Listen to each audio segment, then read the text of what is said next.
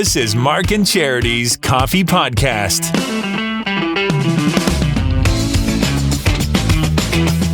Mark and Charity Coffee Podcast, a hot Friday, July 28th today. It's so hot, I called my ex so I could be near something shady. That was probably my favorite one. That was the only We maybe should have just ended it there.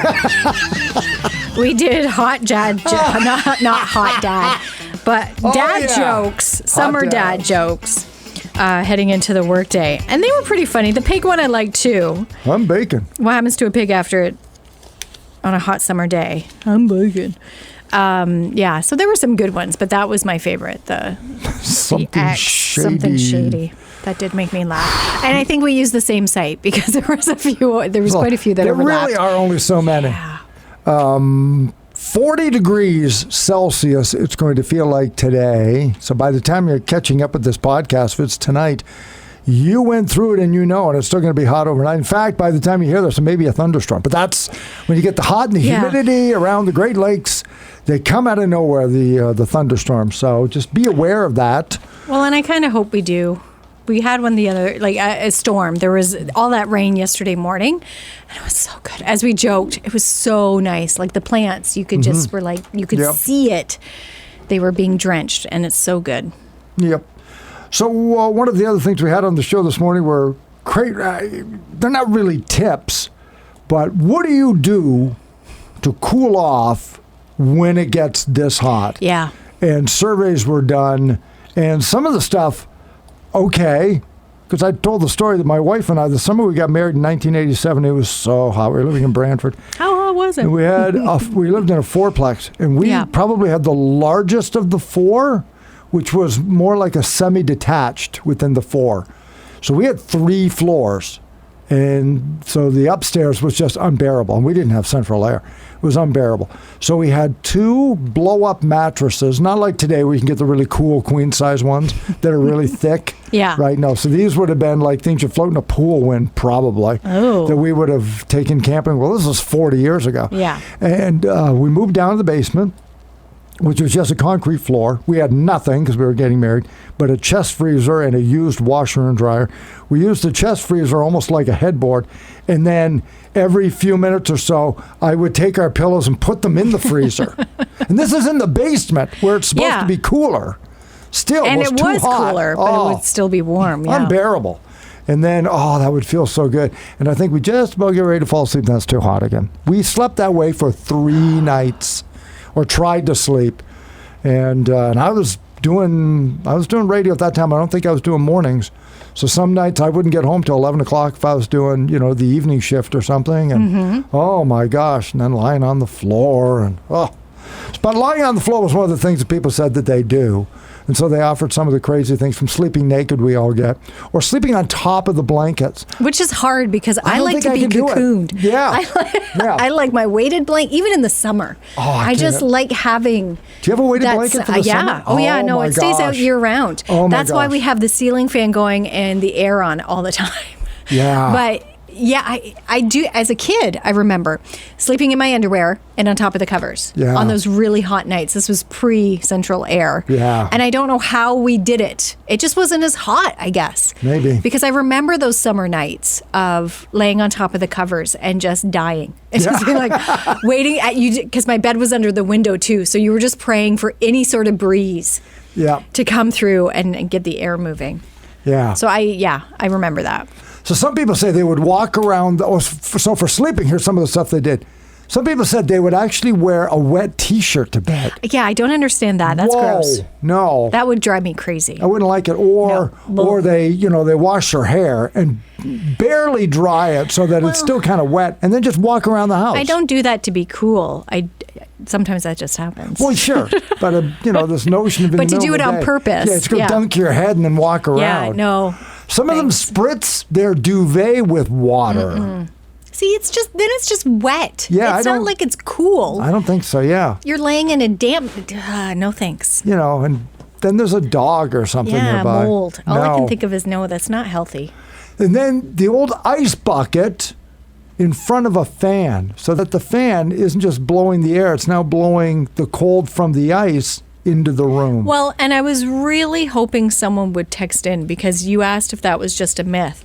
I thought it kind of was. I've never tried it, but you see it, right? Mm-hmm. And I do wonder if it sounds like it works, should work. But would it? Yeah. Yeah, it's like I don't know. It's like that scientific thing that says, do you know that ice cubes form quicker if you use warm water? Is that true? No. Okay. But when somebody says something like that with authority, you think, well, that would make sense, yes, because the warmer water, like you could convince yourself that that would be true, but there's no real scientific I'm looking it up here. expertise that says that is true. So you would think, oh, sure, if you moved a fan over ice cubes, it would cool the air. But does it?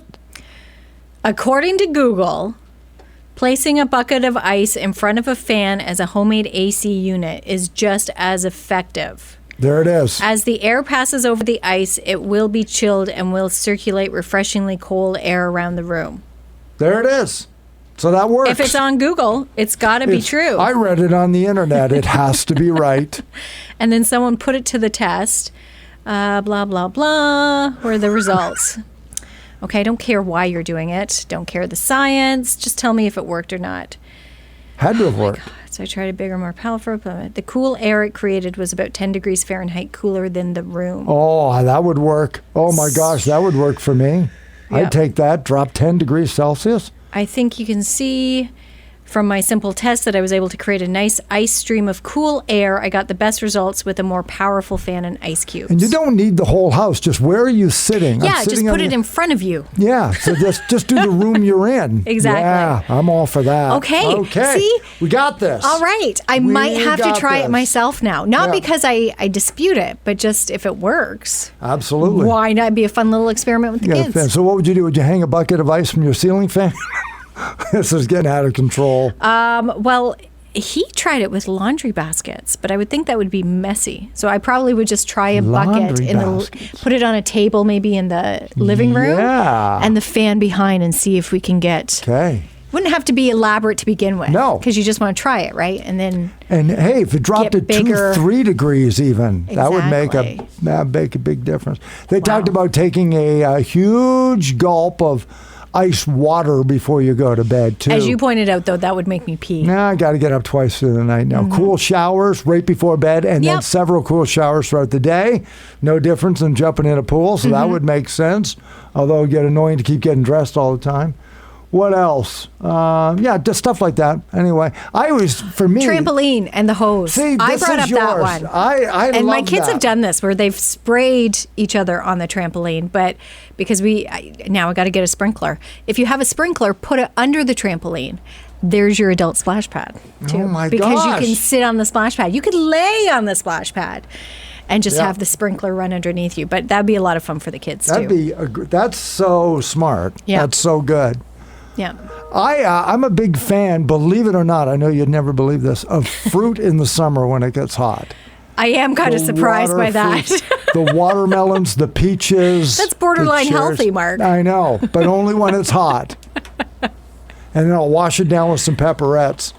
But as you should. The wet foods, as I call it. Let's get the fruits going. The wet foods, I'm a big fan of. Oh, there's nothing like a slice of watermelon on a hot summer day. Yeah. There really isn't. I saw something today, and I thought I would share on the same note, to do with heat, but also this, you say watermelon, and just it does make it for a summer day. It just brings it all home. So there was this meme that came out, and I shared it with you, the recipe for preserving children. Preserving children. And it's such a summer thing.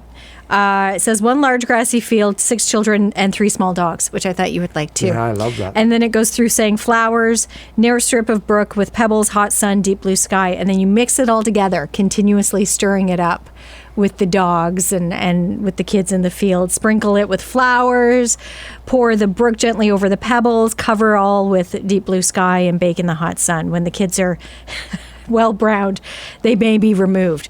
But that's the picture that comes to mind when you say watermelon in the summer. That to me is the perfect summer afternoon. Is just being out in the sun with watermelon, blue sky, not too hot, not the 40 degrees that we're going to have today. But So it's July the 28th. It's morning time here when we're recording this. If I was 9 years old and you were 9 years old, what would the day have looked like on a hot day? I go back like to this? when I was 9? Yeah. Or 9 now? No. What would that day have looked like? Because I would have gotten on my 2-speed bike. I was going to say bikes would be out. We'd be out riding bikes. And I'd be at my buddy's friend back down at the park. And I would be there until I got hungry or until I thought it was about lunchtime.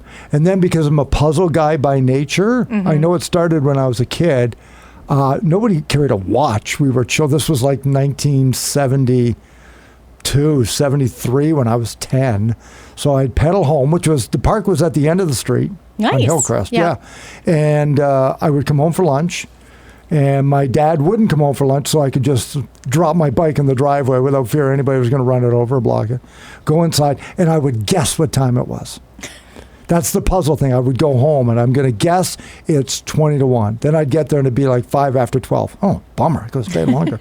Or if it's after 1 o'clock, it's like, uh-oh, maybe I'm late for lunch, and Mom's concerned. But was she ever concerned? Yeah, no, she wasn't.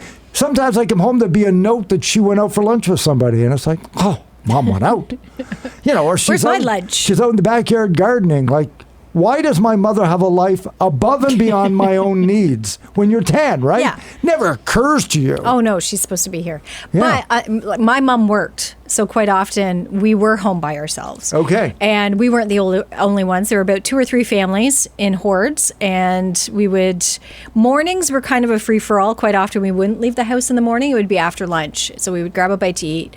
As I said, we'd get on our bikes, and because we were in the country, there was a bridge the next concession over. So we would pack our bags with our towels, we'd pack some drinks and snacks and ride our bikes down to the bridge and swim. In the afternoon, we'd jump off the Island Park Bridge into the water and swim down there and spend all afternoon and then bike back. Periodically, someone would drive by to check on us and then we'd drive back. Okay.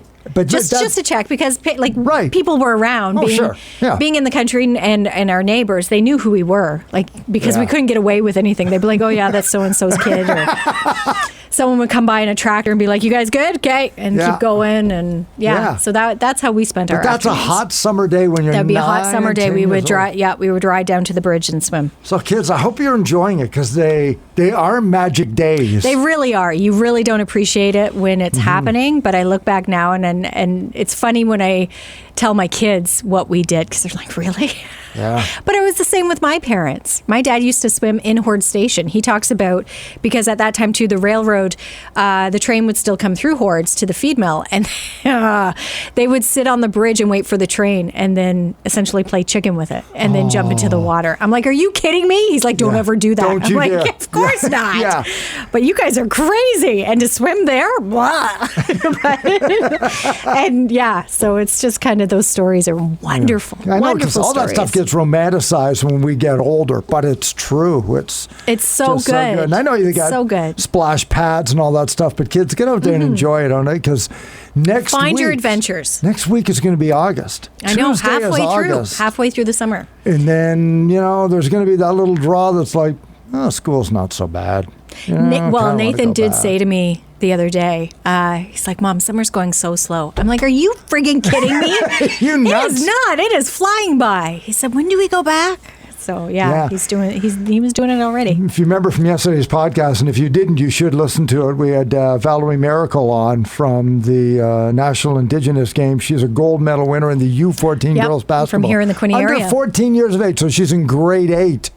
So I often think, especially when we talked to her yesterday, it's like that excitement of like going to grade 9 or first year university or, It's coming. moms and dads. Kindergarten. I know. That's a tough one. September can be an exciting time. It is for everybody with first day of school.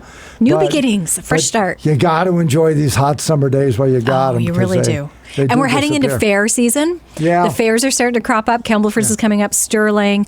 The Quinnipiacs will be here before we know it. All the fall fairs are on the way too, which is so good. And thanks for all the texts we got this morning, including somebody who wanted to know how Poutine Fest was going. Poutine Feast. Poutine Feast. This is a tour around Ontario, and they're here in Belleville this weekend, Westwick's Park. Different poutine trucks, so you can try different kinds of poutine, different takes on the classic of cheese, gravy, and fries. In the 40-degree heat, nothing sits like cheese and gravy. At the same time, who wants to cook in 40-degree heat? I know, I get So go it. down and maybe give them a try. It is free. You do have to buy the poutine, but Sure. you can go down for free and enjoy. And of course, the pop-ups are up as well. Oh, yeah. In Quinte West and Belleville, so lots going on All again kinds this of weekend. ice cream places around the Quinte region. yes. And if you're listening to the podcast as you're driving into the Quinte region to spend the weekend with us, thank you very much. As always, you can stay up to date on all that's going on our website at InQuinte.ca. I got a week vacation I'm taking. You next sure week. do. So Enjoy bye-bye. it. But then it's going to be the long weekend, and Charity has a week off. I So do. we're going to be 2.5 weeks before Monday, August 14th, before we do this again. Not that we both have it circled on a calendar or anything, but we both know the day. Yes. So take it easy, stay cool, okay? You too. Enjoy your holidays. Thank you. Appreciate it. Everybody have a great weekend, okay? We're back at it because on Monday, Charity's got a huge draw. Our Big Aerosmith time. giveaway. Yes, our Summer Fun Adventure Series number 2. Holy cow, that went by quickly. Did. We'll make the draw for the Aerosmith tickets on Monday. And this weekend, be listening to us online or car radio, wherever you listen to 95.5 Hits FM, because we'll kind of give you a hint as to what adventure number 3 is going to be. So listen for that beginning on Monday as well. Enjoy your weekend. It's Mark and Charity Coffee Podcast from 95.5 Hits FM.